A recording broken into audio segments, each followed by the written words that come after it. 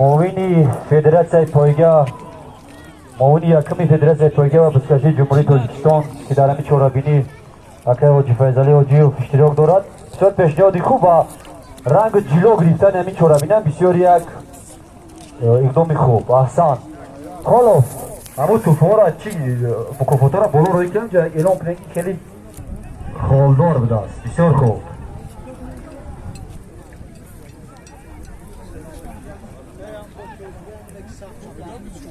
حرکت چوانداز.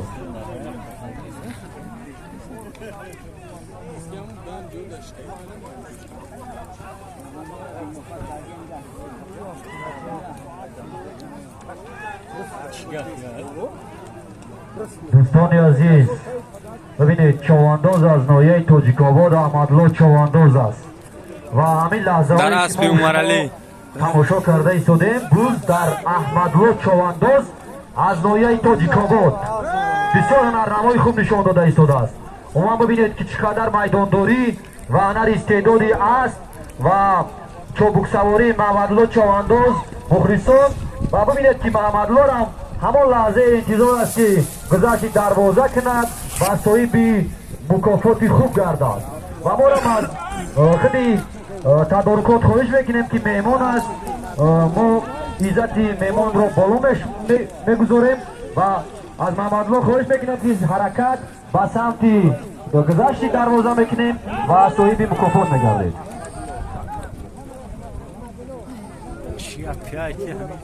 نه تو سنسکت همون او ده همون ای